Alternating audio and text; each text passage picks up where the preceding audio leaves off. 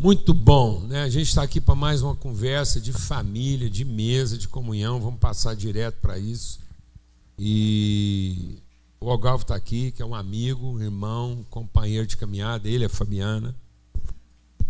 E esse empenho de estar aqui para compartilhar e repartir virtude.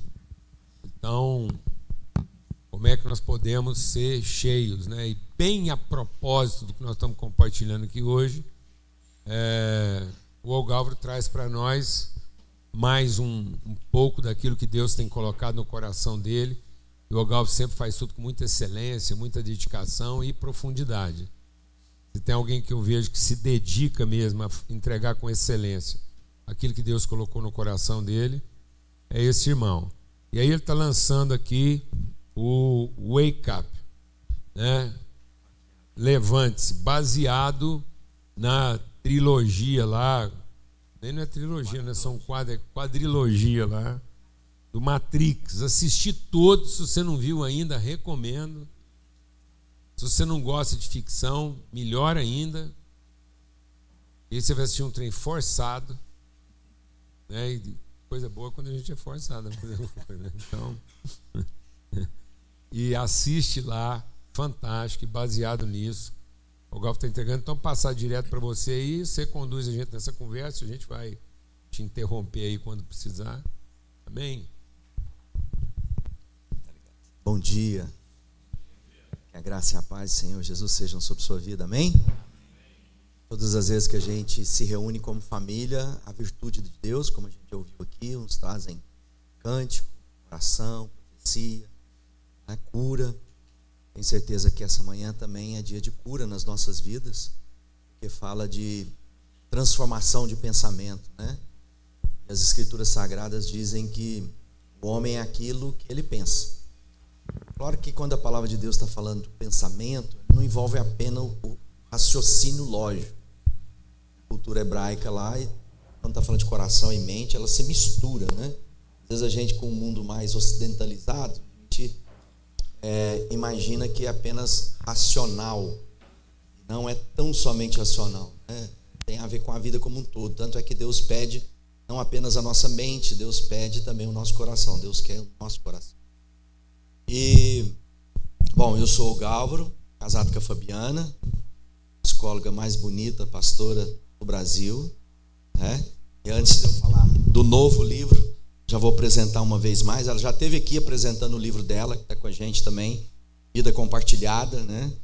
Então está ali também, depois se alguém quiser conhecer mais da Fabiana e do livro dela, vai estar exposto ali.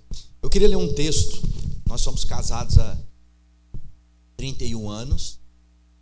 Aí do Tiago, casado com a Jéssica, pais da Alicia, nossa netinha, fez 1 ano agora esse mês. Ontem, sexta-feira, a gente celebrou 1 ano dela. Andou pela primeira vez no aniversário dela, assim, de andar mesmo, que ela estava dando um espacinho e cair. Agora ela fez uma caminhada, não sei se o sapatinho do aniversário ajudou, né? E a gente está muito alegre com isso. Nós temos também a Gabriela. A Gabriela está casando agora, começo de setembro, né? 8 de setembro a gente casa a nossa primeira filha, casamos o nosso filho mais velho. E temos a Elisa, que está fazendo faculdade de Direito, né? De Advocacia. A gente está muito alegre. Somos pastores lá em Uberlândia, já há muitos anos, né? Nós estamos no Sal da Terra, desde que Sal da Terra é Sal da Terra. Nós nos convertemos antes, né? Que era Sal da Terra. Então, desde a fundação da igreja lá em 1990, já fizemos parte da vida da igreja. Temos caminhado isso. Nós somos ordenados pastores. O ano que vem a gente vai fazer 30 anos de consagração pastoral. A gente já tinha sido presbítero, diácono, já tinha sido tudo na vida da igreja, né? Evangelista primeiro, e a gente tem caminhado com Jesus nesses anos todos, na certeza daquilo que Deus tem feito na nossa vida. Esse eu acho que é o meu número 18 livro. E esse livro surge lá em 1999, foi lançado o filme Matrix. Esse é o primeiro filme que muda a história do cinema. Por que Matrix? Né? A primeira pergunta das pessoas: por que a gente vai fazer uma reflexão no culto sobre um filme que às vezes a maioria nem assistiu, mas é um filme extremamente importante. Importante porque toda a arte, a gente estava conversando agora no café, Às vezes a gente não é muito ligado às artes, às vezes a gente acha que a arte, né? Só que as artes, elas refletem um pensamento, um sentimento do artista, do momento cultural que a sociedade vive, de uma época, de um tempo. Tanto é que a gente vai ver na arquitetura, isso aqui é dessa época, isso aqui é dessa época. Havia ali uma maneira de conceber a vida e aquilo se traduzia nas casas, se traduzia no estilo de vestir, nas vestes, nas músicas que cantavam. E a Bíblia diz que as coisas criadas, a criação, anseia, geme, aguardando a revelação dos filhos de Deus. Então, quando nós somos levantados por Deus como seus filhos para trazer direção, para mudar a história, a primeira coisa que a gente tem que aprender é entender o clamor que está sendo levantado por aquela geração, o clamor que está na nossa vida. Então, na nossa conversão, nós estávamos lá fazendo perguntas diante de Deus, nos nossos erros, acertos, na maneira de viver. Quando eu me converti, o que eu queria? Eu queria viver a vida na plenitude. E aí as pessoas diziam, não, a plenitude é por aqui, a juventude é assim que você tem que viver. E a gente seguia esse caminho, tentando encontrar a vida que a gente queria viver. Só que, uma vez que os olhos estão embotados, cegos, nós estamos buscando esse anseio que está gravado no nosso coração. A Bíblia diz que Deus colocou a eternidade no coração do homem, então há um desejo ardente por encontrar o eterno, e o eterno aí é a fonte da vida, é o próprio Deus. E aí a gente, não sabendo disso, há uma angústia.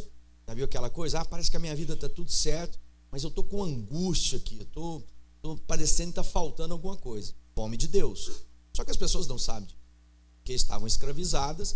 O inimigo das nossas almas, Paulo escrevendo aos Coríntios, diz: o príncipe desse século cegou o entendimento das pessoas para que elas não vejam a luz de Cristo.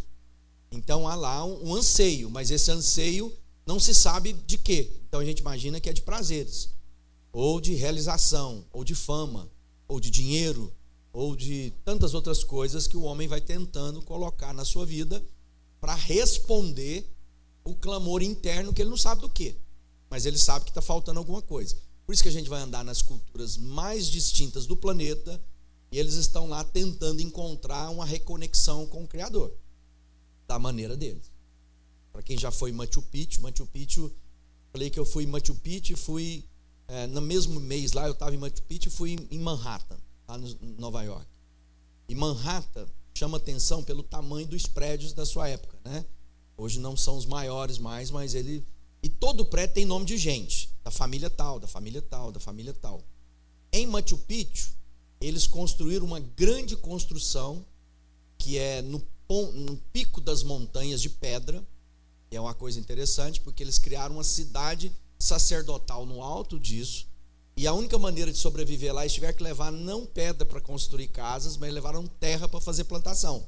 Eles fizeram os arrimos de pedra e levaram lá de baixo a terra para fazer os platôs, para poder ter cultura. E ali eles adoravam Deus Sol. O que era aquilo? Um anseio de um trisco que Deus colocou lá de eternidade. Eles estavam adorando o Deus Sol. Só que eles não sabiam que o verdadeiro sol é o sol da justiça, que é Jesus. Então nós, que uma vez tivemos os olhos iluminados, temos que demonstrar a essas culturas qual é a angústia e aonde está a resposta de Deus para a vida delas. Então, quando a gente olha para as artes, é um clamor. Eu quero ler um texto que está aqui em Efésios, quando Paulo escrevendo, ele diz assim: peço a Deus, do nosso Senhor Jesus Cristo, Pai glorioso, que dê a vocês o seu Espírito, o Espírito que os tornará sábios e revelará Deus a vocês, para que assim vocês conheçam como devem conhecer. Peço que Deus abra a mente de vocês para que vejam a luz dele e conheçam a esperança para a qual ele os chamou, e também para que saibam que são maravilhosas as bênçãos que ele prometeu ao seu povo. Então a oração do apóstolo Paulo é: minha oração é para que vocês tenham os olhos iluminados. Há outro momento que ele fala: eu oro para que os vossos olhos do entendimento sejam abertos. Então o que nós precisamos? entender que na cultura dos nossos dias há um clamor. Quando a gente olha ou percebe, por exemplo, a música nos nossos dias, o que se canta hoje? Qual o principal clamor das canções cantadas nos nossos dias? Um amor que não deu certo. Uma angústia por encontrar um amor que vale a pena. E aí é um tanto de desencontro, né? O gênero talvez hoje mais conhecido, mais tocado no Brasil, mais comercial pelo menos, é o sertanejo, que é uma bagunça. Mas na verdade, entre nós aqui, o termo que foi cunhado e que o Brasil está aprendendo a conhecer é sofrência mesmo. É sofrência. Não é nem sertanejo, não. Porque não tem nada de sertanejo. Porque é tudo em cima de boate, casa desfeita, bar, boteco. Então já foi sertanejo. Sertanejo era quando era em Minas Gerais e no Goiás Antigo. Não tem nem as duas vozes direitas. Não. Sertanejo porque não tem sertão. Ninguém lá mais está falando de boi, de vaca, de cavalo, de porteira, de pôr de sal. Agricultura, porque as músicas eram sertanejos, porque esse era o cenário. Agora, nem esse cenário existe, familiar. Não existe nem o cenário de família. É sofrência mesmo. E quanto pior, melhor. E por que sofre? Sofre porque está em busca de uma conexão que possa trazer a alegria permanente de viver. E aí a gente olha para o outro e diz, não, então se eu tiver a pessoa amada, se eu for amado, eu vou ser feliz. E ele descobre que na relação, aquela felicidade nunca vai ser permanente e plena. Ela pode ser prazerosa, ela pode ser momentânea e dificilmente ela vai ser duradoura. Porque todas as vezes que eu coloco a minha expectativa desse sofrimento para que o outro responda, eu vou piorar as coisas. Eu vou ser desiludido, né? Eu estava iludido. Então, o que é o filme Matrix? E aqui é importante da gente entender o filme. O filme fala de um sistema. E um sistema que dominava o homem ou a humanidade, que essa humanidade estava conectada ao sistema que ninguém vivia na realidade. Na verdade, vivia uma ilusão de vida. E as máquinas, né, dominaram o mundo através da inteligência artificial, nada novo nos nossos dias, né? Quem aí está conhecendo cada vez mais vai cumprir aquilo que está lá em Isaías. Não julgue pelo que você vê e nem pelo que você ouve, porque pode ser que você vai escutar na boca do Paulo Júnior, na imagem dele, falando coisas que se você não o conhecer, você vai achar que é ele que diz. Então nós vamos ter que conhecer uns aos outros, de maneira que, mesmo vendo na boca dele, na imagem dele, você vai dizer, isso não é o Cláudio que diz, porque eu conheço o Cláudio. Isso é fruto do quê? De um programa de computador que gerou um Cláudio com a voz dele, com a expressão dele, com a imagem dele, que não é ele. Isso parece loucura, a gente fala, mas não tem jeito. Já hoje, filmes produzidos que o ator é completamente gerado pelo computador, só que é a imagem perfeita, não é desenho animado, é a pessoa. E o filme Matrix vem falar dessa realidade dominante, de um sistema que aprisionou a mente e deu a essas pessoas a impressão que elas estão vivendo uma vida que é real. E por isso que a provocação do livro é que você precisa deixar de viver na ilusão. Quando a gente colocou aqui o subtítulo desperte, wake up desperte em inglês, né? E não viva na ilusão. Agora tem um grande desafio, porque nós estamos vivendo em dias que apenas imaginamos que o real é isso aqui e o virtual é ilusão. Só que cada vez mais nós vamos percebendo que essa história que está sendo contada, essa geração que nasce a partir de 2007, vem o celular chamado iPhone, muda a história da humanidade, chamado Revolução 4.0, Revolução Digital, tão ou mais importante do que as revoluções, que nós tivemos para trás, industrial e tantas coisas, e muda a maneira de se viver. Então você é capaz de sair de casa, sem a carteira, sem nada, mas se você esquecer o celular, você volta para buscar. O celular já não é mais uma peça, é a extensão de quem somos. Isso é muito profundo. É mais do que simplesmente um aparelho. Ele se tornou parte integrante da vida de todos nós, porque ele substituiu equipamentos que antes a gente precisava de uma caixa para carregar. E agora está tudo aqui. E o filme Matrix fala disso. As pessoas estão conectadas a um sistema e ela gera imagens e elas vivem numa consciência coletiva, e dentro dessa consciência coletiva ela está iludida. Aquilo não existe. Ela está comendo, ela está bebendo, ela está vivendo, ela está indo trabalhar, e aquilo não. E o Paulo fala o seguinte, que não é apenas na época nem tinha aquilo, né? Mas nos nossos dias não é esse virtual que é o ilusório, é a vida que todos vivem dentro do sistema, porque ele diz que o que é real é o que não se vê. Ouvimos isso aqui mais cedo, Paulo falando. E o que se vê é passageiro. Mas a gente é muito apegado ao que eu posso pegar, que eu posso cheirar, que eu posso tocar. E aonde entra isso na nossa vida? Na queda. Quando a gente desconecta da verdadeira vida que é Deus e passamos a viver agora pelos sentidos que temos. E eles nos dominaram. E agora, então, tudo que a gente vive é o quê? Não, mas eu não estou sentindo. Eu não estou percebendo, não estou vendo.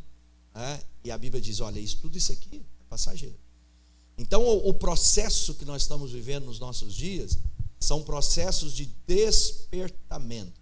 E o Paulo está orando, oro para que os olhos de vocês sejam abertos, para que vocês sejam capazes de enxergar como de fato a vida é.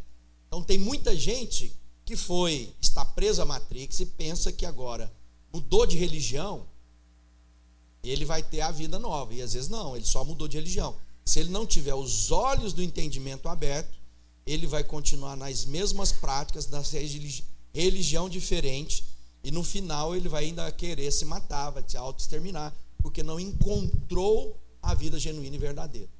Então, quando a gente provoca isso, é justamente para a gente ter um despertamento, que nós estamos vivendo. E isso é muito mais profundo do que imediato. A nova geração não faz distinção do mundo virtual do mundo natural. O empenho dessa conversa aqui e assim, a minha alegria de poder compartilhar junto com a Casa do Algarve esse conteúdo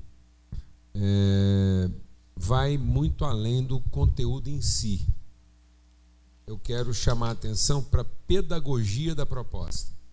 E aí queria trazer uma reflexão sobre a pedagogia do wake up. O que é despertar? O nosso despertamento dentro dessa perspectiva, onde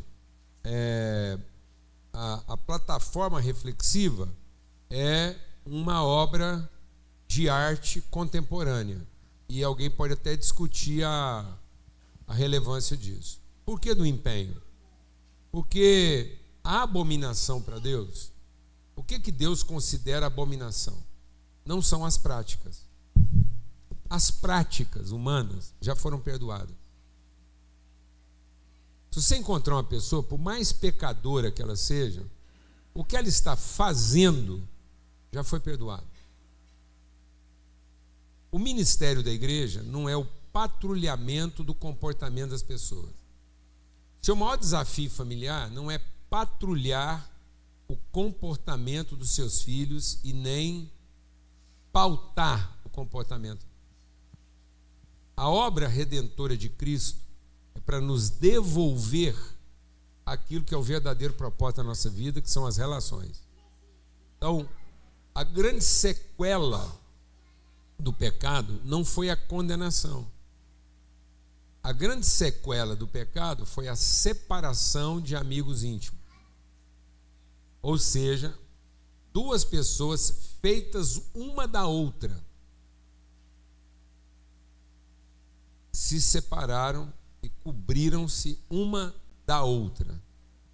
Então você vê aonde a nossa desobediência e aonde a nossa estupidez pode levar.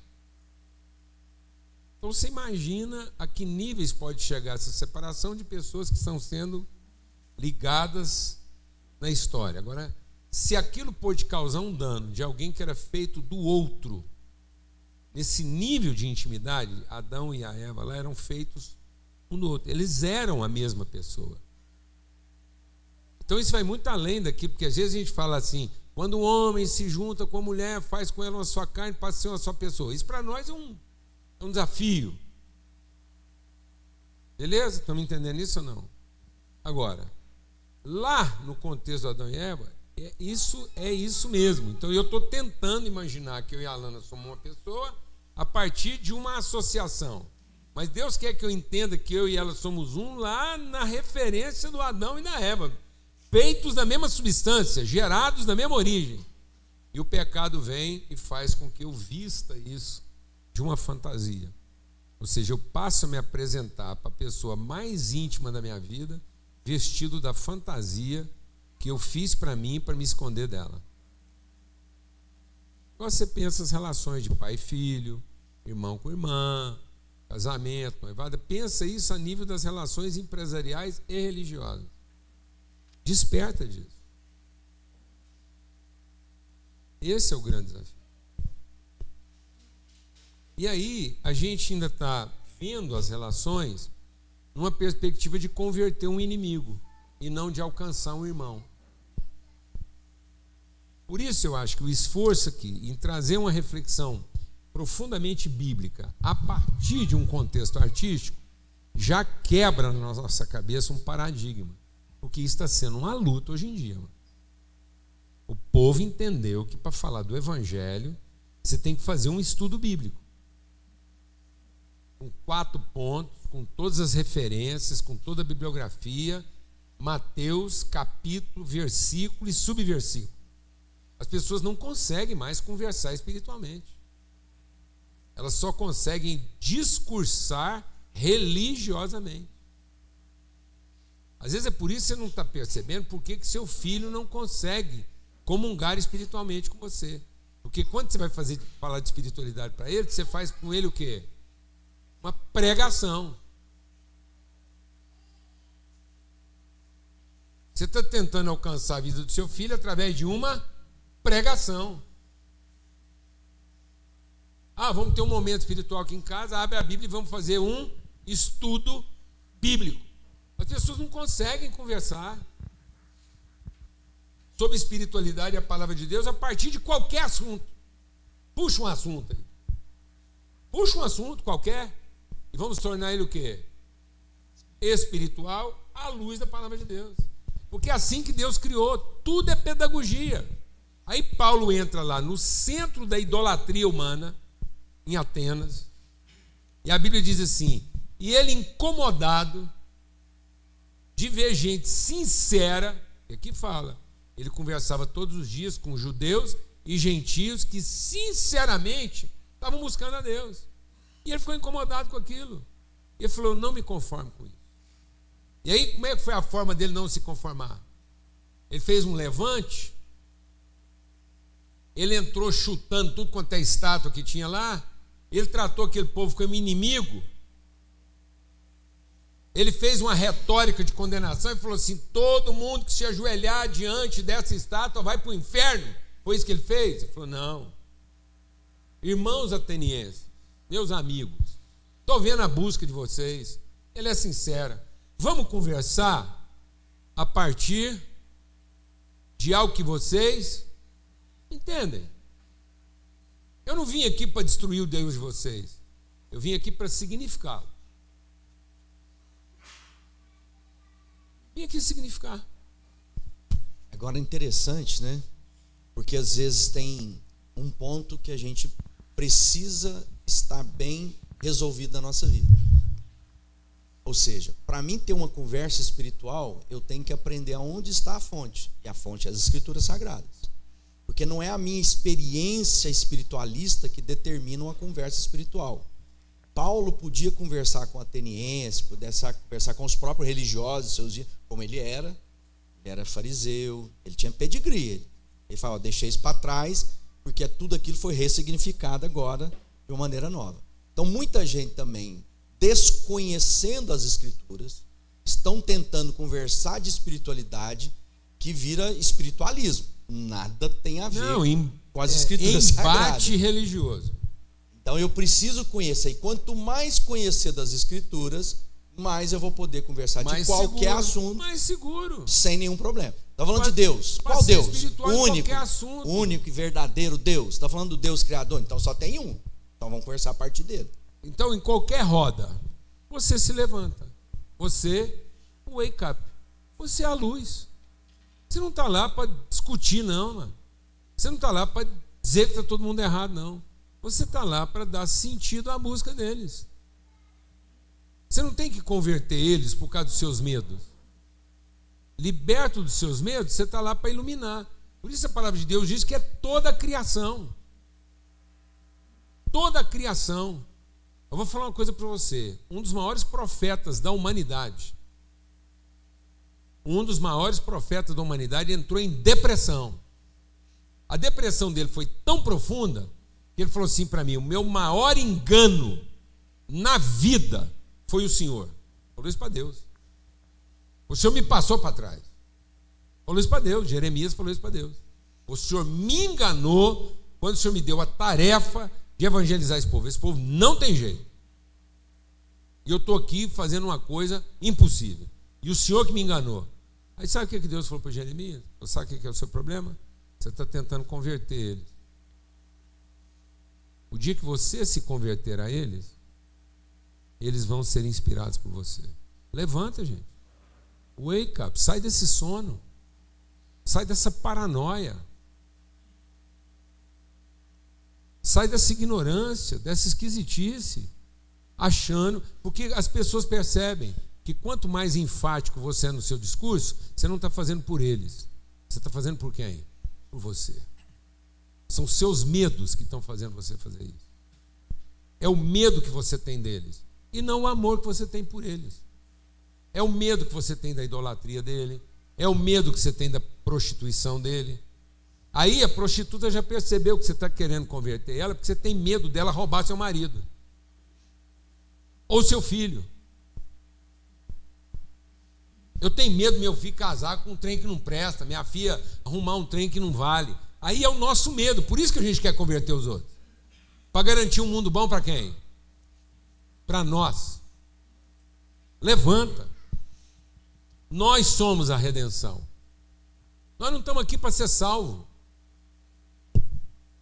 Nós estamos aqui para iluminar. Então levanta, porque a história toda é isso. Então pega qualquer assunto. Pega uma obra de arte, uma discussão, qualquer assunto. E seja nesse assunto a pessoa o quê? Espiritual, como Paulo foi. Ele falou que, estou vendo aqui, vocês são.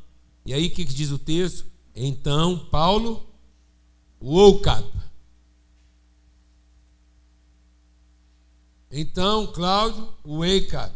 Assim como Paulo, woke up. Ele foi lá, no meio daquele contexto todo, e se levantou. Deixa eu trazer luz aí para a vida de vocês. Aí nós estamos ensinando esses jovens aqui, esses meninos aqui, a ter o quê? Medo. A viver um evangelho como quem combate e não como quem instrui. Estamos ensinando nossos filhos a viver um evangelho como quem se defende e não como quem liberta. Ensinando nossos filhos a viver um evangelho como quem tem medo e não como quem tem ousadia de entrar em qualquer ambiente, de ser luz em qualquer realidade, de assumir a responsabilidade. Por isso que os jovens estão ficando tudo doido da cabeça e a religião não está ajudando. Parece que quanto mais religiosos, mais deprimidos eles ficam, porque aumenta a culpa e não a ousadia. Agora os nossos jovens, além de ter culpa de ter que dar certo na vida, agora ainda tem a culpa de ser um religioso que presta. Quem aguenta um negócio desse? Salvando a incredulidade dos pais. Olha lá, menino, eu não acredito muito que você vai dar certo, não. Então, cuidado, porque senão, antes de você se matar, você me matou. E minha religião não adiantou nada, nem para salvar você, nem a mim mesmo. Para quem dá conta de carregar um pacote desse, de relações mal resolvidas. Levanta. Voltando lá para o Paulo, né? O Paulo era um homem extremamente zeloso antes da conversão dele. Aliás, ele estava fazendo tudo o que fazia, perseguindo os cristãos, imaginando que estava agradando a Deus. Até que um dia ele teve um encontro com Jesus. Ele nem entendia bem o que era. Eu sou Jesus, a quem você persegue.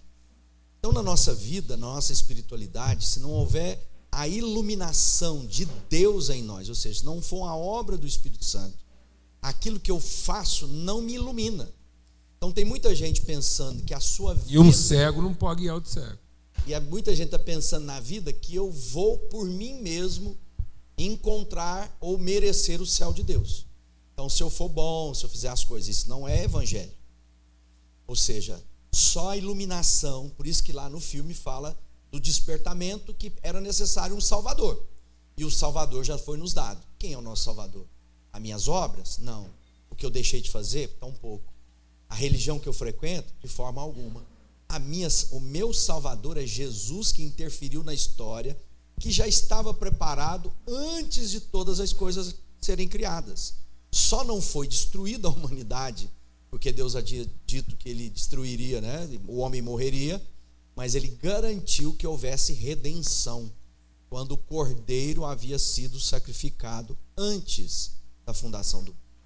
Então, se não for o nosso encontro íntimo, pessoal, toda a ousadia de Paulo, todo o confronto que ele teve com os religiosos, todo o despertamento dele, não foi porque Paulo alcançou a iluminação.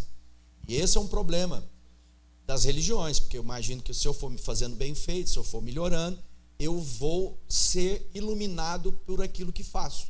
Eu vou alcançar o céu de Deus. Eu vou alcançar o favor de Deus.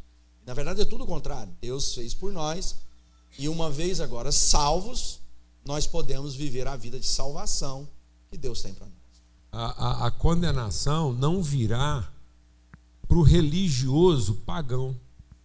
Você percebeu que lá no dia do juízo, a condenação é para o religioso que fala em nome de Deus contra o irmão?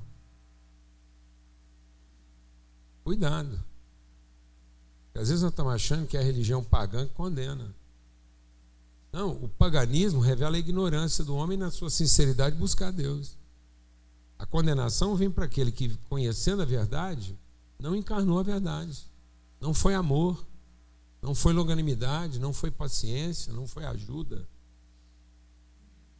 não foi compaixão. Então, o Espírito Santo de Deus vem sobre a nossa vida, não para que você dê um testemunho. O Espírito Santo vem para que a gente seja o testemunho. Não adianta dar testemunho para filho, não, mano. Não adianta trazer filho para a igreja para ver se nós salvamos ele em 2 horas, não. Estou falando um negócio. Está muito pertinho da gente mudar nosso ministério infantil aqui. Vamos montar um ministério infantil diferente. Vamos pegar todos os adultos aqui que têm filhos e montar um ministério infantil com eles. E arrumar um parque para os meninos virem para a igreja aqui só para brincar. Vem para a igreja, eles vão custar uma historinha.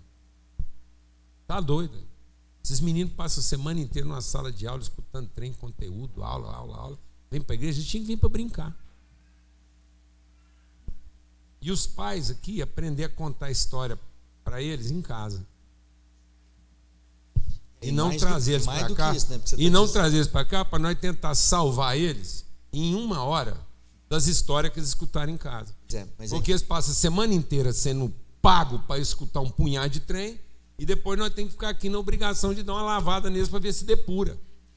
Ah, mas por que a igreja tem que fazer? Não, porque eu não sei contar a história da Bíblia. Então, tá vendo? Nosso ministério infantil está bichado nos pais. Então nós vamos montar um ministério infantil a partir dos pais. Ensinar os pais a contar a história em casa. E contar a história não é dizer a história. Exato. É viver a história com Deus. Ou seja, quando o meu filho sabe como eu reajo diante das circunstâncias, das adversidades, dos problemas, como eu lido com a vida. Então os filhos da gente não estão prestando atenção só no discurso. Porque tem muita gente que é bom de discurso, de argumentação, e às vezes é capaz até de citar versículo bíblico. Só que não vê, o filho não está vendo a encarnação da história contada na vida do pai. Então, se nós não formos um modelo de vida aonde estivermos, e como é que eu posso ser modelo de vida? Inspirado pelo Espírito Santo, que só o Espírito Santo pode fazer de mim uma testemunha de Deus. E como é que eu sei quando é o Espírito que está falando em mim? quando eu conheço as Escrituras e confronto os meus pensamentos e as minhas ações segundo o que está escrito na Bíblia. Então eu preciso conhecer as Escrituras, que é conhecer a Jesus, que é muito maior do que a Escritura é suficiente. Mas lembre-se que a Bíblia não é Deus. A Bíblia nos ensina o caminho, ela é inspirada por Deus, útil para corrigir, para ensinar, para exortar, mas também não faça da Bíblia o seu Deus. Mas a Bíblia revela para nós tudo aquilo que a gente precisa saber de Deus para viver a vida que Deus quer para nós na terra e ter o acesso à mesa de Deus na eternidade. Então é importante. E o livro se propõe a isso. A gente refletir e falar, bom, aonde eu estou no looping imaginário, aonde eu estou vivendo e repetindo os mesmos erros. Estava conversando com a Fabiana na vinda, lá ela tratando, né, com os pacientes dela, a gente falando que muita gente volta para a vida que tinha, consciente, e para que daqui a um ano reclamar de novo da vida que está tendo. Então, isso é doideira, loucura. E aí o evangelho entra na minha vida para que eu tenha novidade de vida. E aí, para viver o reino de Deus, para ser desconectado da Matrix, a Matrix era o sistema de domínio, que é o que a gente tem hoje, uma maneira de pensar. Olha só, o mundo pulsa e tem uma mente por trás disso. E essa mente veio para matar, roubar e destruir. E às vezes a gente está achando que se eu tiver de acordo com a maioria, ou de acordo com o meu coração, já viu que coisa bonita quando a pessoa fala assim, siga seu coração. Não, não siga seu coração. Péssimo conselho que a gente dá para as pessoas. A gente tem que seguir o coração de Deus, porque o nosso coração é desesperadamente corrupto, enganoso, faccioso, né? Os nossos sentimentos, e aí o Satanás sabe, porque se ele manter você alegre com os sentidos que você tem, você continua na Matrix sem questionar muito. Afinal de contas, eu estou tendo acesso, estou alegre, estou prazer. Tem gente indo alegre para o inferno, porque desconhece a obra redentora de Cristo. Então nós precisamos entender o que é a obra que Jesus faz na minha vida, que vai refletir, como Paulo está dizendo, no testemunho que dou a partir de ser uma testemunha, que reflete diretamente como eu trato o meu próximo, como o meu irmão, e que não tem medo de falar de assunto que for, na mesa que for, porque você não vai estar sujeito à enganação, porque você conhece. Aliás, eu estava ministrando agora, a Bíblia não... A gente fala assim, tem lá uma pessoa que está enganando as pessoas. A Bíblia diz que essas pessoas vão prestar conta, mas o pior é porque a Bíblia diz assim, não vos deixeis enganar por ninguém. E por que somos enganados? Porque desconhecemos o absoluto. Quem é o absoluto? Escritura Sagrada. E como é que essa Escritura é revelada para mim na plenitude? Espírito Santo na minha vida. Então você pode morrer de estudar, se o Espírito Santo não te revelar, você vai ser um bom decorador de Bíblia, sem nenhuma... Aliás, o diabo sabe da Bíblia melhor que a gente. É um estudioso. No filme, toda vez que eu assisto, eu já assisti algumas vezes, me chama muita atenção como o filme nos obriga, e é uma obrigação ótima, a perceber que há um mundo que os olhos veem e um mundo que os olhos não veem. Então, todas as vezes que eu assisto, me chama a atenção esse aspecto. E aí, vocês dois falando a respeito de Paulo, é interessante a gente pensar que Paulo nunca viu a Jesus. No dia em que Paulo está no caminho perseguindo a igreja, e ele tem uma luz muito forte, ele cai ao chão, muita gente fala que ele caiu de um cavalo. Dos 3 textos que ele conta essa história, não fala de cavalo, a gente só supõe, né? A gente faz umas leituras, né? Mas o fato é que ele ouve uma voz marcante, que diz, Paulo, por que você está me perseguindo? E Paulo, eu perseguindo? Quem que eu estou perseguindo? Você está me perseguindo. Eu sou Jesus a quem você persegue. Eu fico imaginando na cabeça de Paulo que essa foi a mensagem mais marcante da vida dele. Todas as outras coisas se desenvolveram a partir daí. Ele sai desse lugar, fica 3 anos na Arábia sozinho, relendo as Escrituras, mas eu fico pensando que essa voz estava na cabeça dele, mas eu, com os meus olhos, eu estava perseguindo um grupo de pessoas. Só que agora eu estou sendo obrigado a enxergar com outros olhos que aquele grupo de pessoas que eu persigo é o corpo do Cristo que eu não vi. Jesus nunca foi visto, o Jesus que foi visto pelos apóstolos nunca foi visto por Paulo. E aí Paulo, o principal escritor do Novo Testamento, trabalha na minha leitura, trabalha com muita habilidade a questão de nos fazer abrir os olhos para duas realidades. Um mundo que eu vejo, que eu toco, que eu sinto o cheiro, mas que é passageiro. E um mundo que eu não acesso com o meu tato, eu não vejo com os meus olhos, mas é eterno. E aí, ele, falando a respeito de arte, ele utiliza uma música que era utilizada, que era cantada, que era recitada no primeiro século, diz assim: ele, Jesus, é a imagem do Deus invisível. Então, presta atenção no jogo de linguagem que essa canção traz. Ele, Jesus, é o primogênito sobre toda a criação, nele foram criadas todas as coisas. Aonde foram criadas todas as coisas? No céu e na terra, as visíveis e as invisíveis. Então, olha só, Paulo, você está me perseguindo. Eu estou te perseguindo? Eu sou Jesus a quem você persegue. E à medida que Paulo vai amadurecendo, ele vai entendendo que em Jesus, aquele que ele estava perseguindo no corpo, era sobre quem todas as coisas tinham sido criadas, as visíveis e as invisíveis. Sejam tronos, sejam soberanias, sejam poderes, sejam autoridades, todas as coisas foram criadas por ele. Ele é antes de todas as coisas, nele tudo subsiste, ele é a cabeça do corpo, que é a igreja, é o princípio primogênito entre os mortos, para que em tudo tenha supremacia, pois foi do agrado de Deus que nele residisse toda plenitude, e por meio dele reconciliar-se consigo todas as coisas, tanto as que estão na terra, quanto as que estão no céu. Então, em Cristo, todas as coisas foram criadas, as coisas que nós estamos vendo, as coisas que nós não estamos vendo. Em Cristo, todas as coisas subsistem, os poderes que nós estamos vendo, os poderes que nós não estamos vendo. Em Cristo, nós temos acesso a absolutamente todas as riquezas que de fato interessam a nós. E as riquezas que de fato interessam a nós não estão nesse lugar onde as coisas passam, mas estão naquele lugar onde o tempo não passa, e é de onde todas as coisas vieram, porque o visível veio do que é invisível. Então, Matrix, para mim, me chama muito a atenção, porque nós somos obrigados pela arte, a entender que o que nós vemos é só uma parte do que de fato é.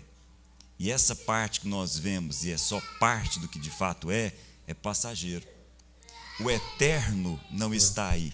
E nesse lugar, o eterno, que a Bíblia chama de céu, que nós devemos armazenar as coisas que de fato têm valor para nós. Porque é nesse lugar que o nosso coração também vai ficar. É legal que essa arte toda foi construída em cima de uma nomenclatura que a gente usa sem perceber, que é o Matrix.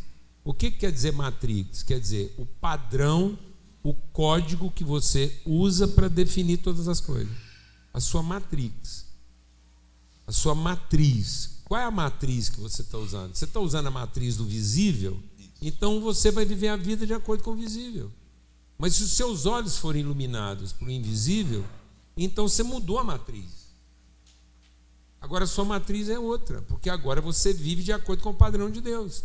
O padrão de Deus é: lide com o visível a partir da sua possibilidade e condição de ver o invisível.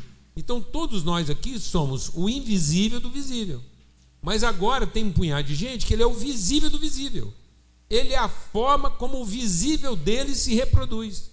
Então muitas vezes você é uma cópia mal reproduzida daquilo que você viu e não daquilo que você conheceu. Você está repetindo uma matriz desarrumada, porque você agora é o visível do visível de alguém. Você não é resultado de uma percepção clara do invisível daquilo que você viu. Amém? Ou do que alguém viu. Por isso que a fé é a certeza das coisas que não se veem. Tenha de você mesmo a certeza daquilo que muitas vezes ninguém está vendo. Mas você, pela fé, já viu. Amém. E seja o testemunho a respeito de alguém, a respeito daquilo que ele mesmo não viu a respeito dele. Não corrija seus filhos a respeito daquilo que ele já viu. e que ele mesmo não está dando conta do que ele já viu. Não repita para ele a sua obviedade. Não seja a repetição imbecil da obviedade das pessoas, mas seja a versão revelada daquilo que nem ele mesmo viu a respeito de si próprio. Uma nova matrix. Eu quero concluir dizendo o seguinte: vamos ver o que essa matrix vai fazer você. Igual viagem. Quero fazer uma viagem aqui na ficção.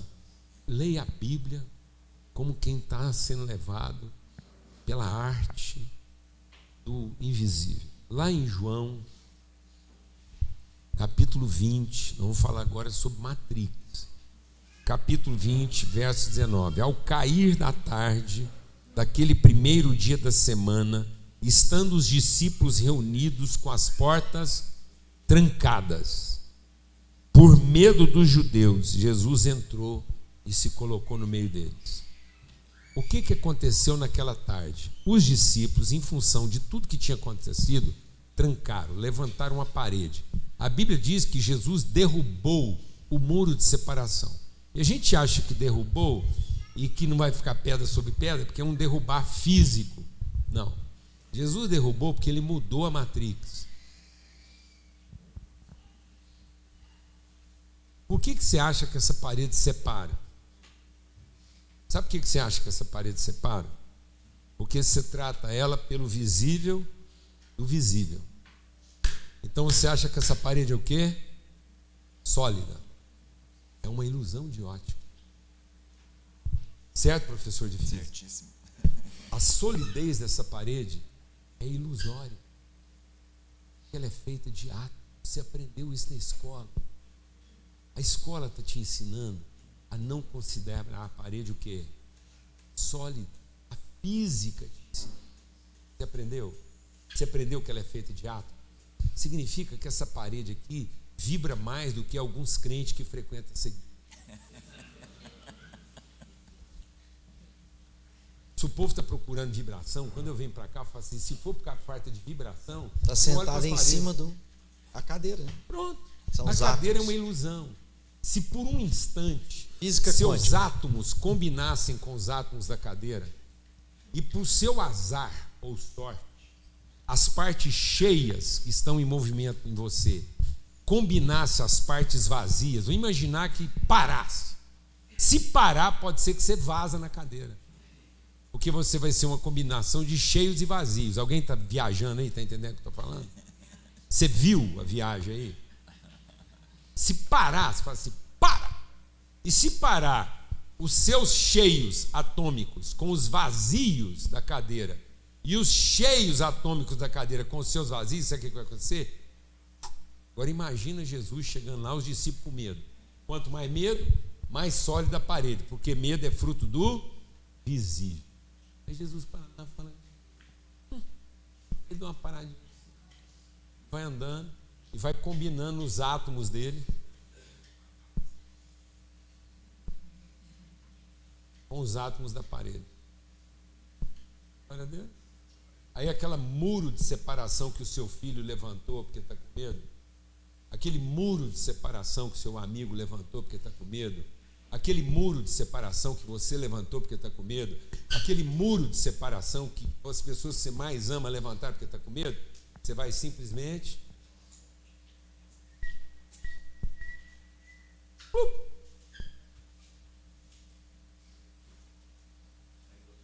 sai do...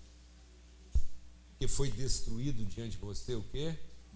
Muro da separação. Simplesmente porque você mudou a sua matrix. Hã? É. Você pode viver nessa dimensão.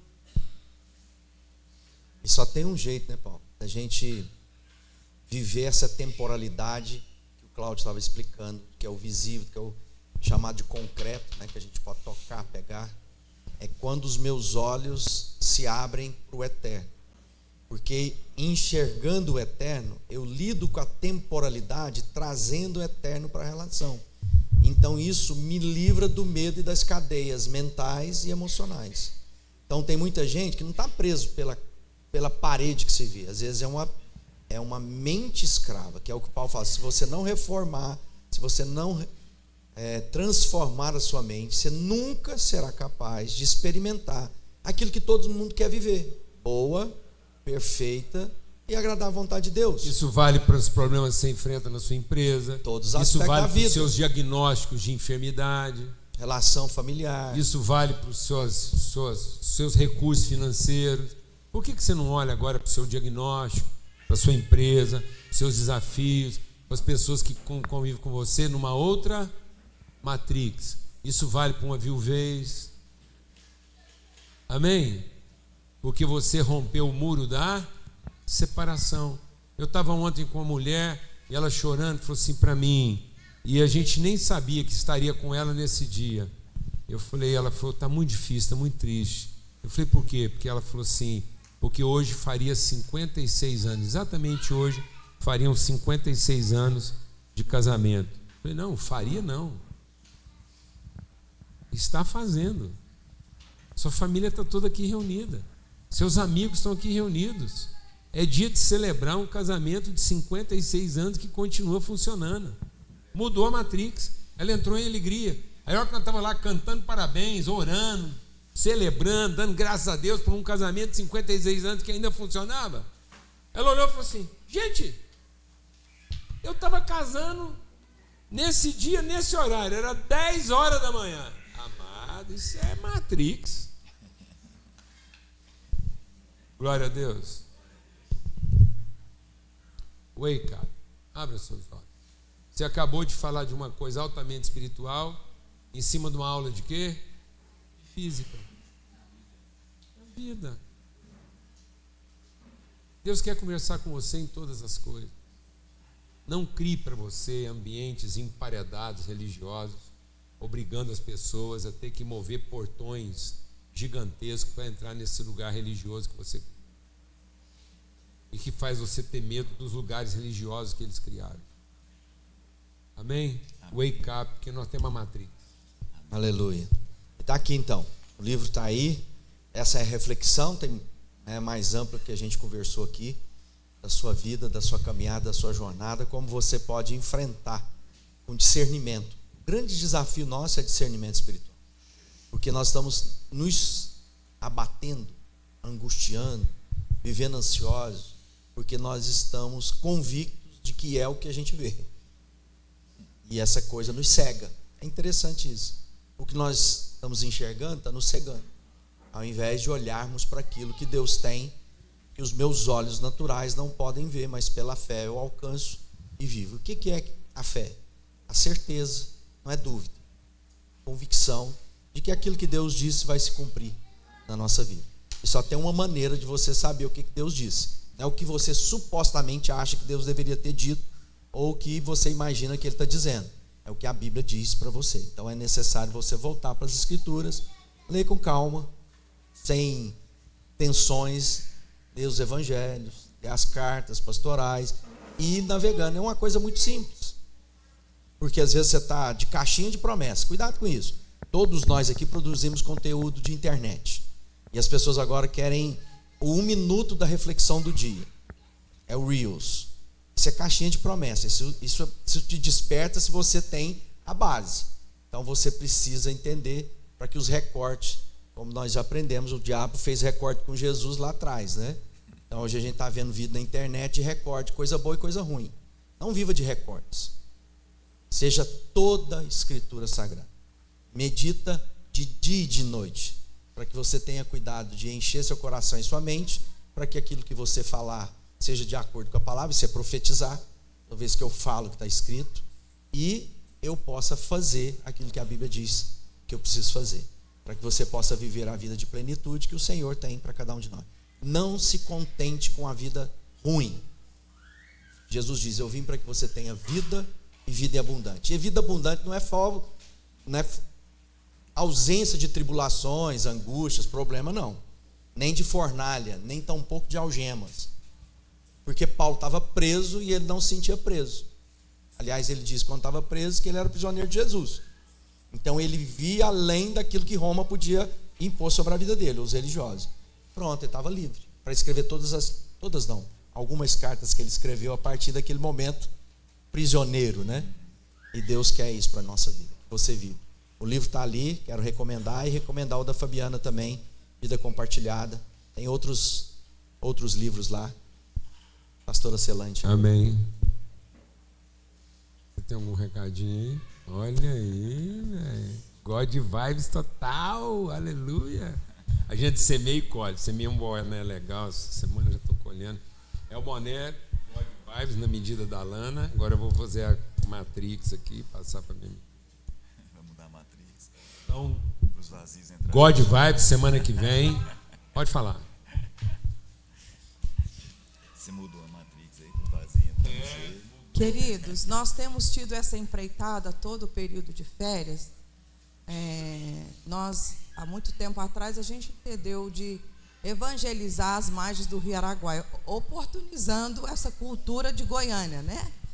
E a gente teve o privilégio de ser o primeiro acampamento cristão à margem do Rio Araguaia. E isso está se tornando uma coisa muito gostosa de viver e experimentar. Infelizmente, não temos mais vaga. Queria que tivesse todo mundo lá, claro, mas os primeiros pegaram a vaga e acabou. Por que do boné? Porque ainda a gente subsidia algumas pessoas que não podem pagar a estadia. Então a gente fez esse movimento, vender camiseta, boné, porque às vezes você fala assim, nossa, já não tem vaga, eu ainda tenho que comprar boné? Tem. Se Deus falar para você comprar e você tiver o dinheiro, tem, porque é uma forma de você participar. E lembrar que o ano que vem você já pode usar ele lá à beira na areia, à beira das margens do Rio Araguaia, e você faz a sua inscrição rápido. Será que eu me fiz? Esse é um boné matrix. Você está comprando ele para outra pessoa materializar no seu lugar.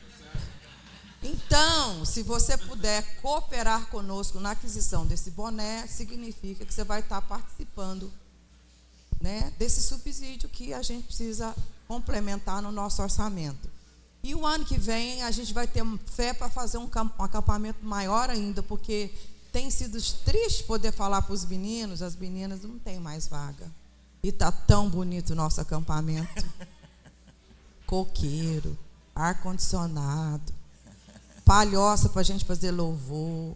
Nossa, que pena que você não mas o ano que vem só agora, tá bom? Ore. Bem feminino, né? Te falei para você fazer. Feliz demais. Mais alguma coisa?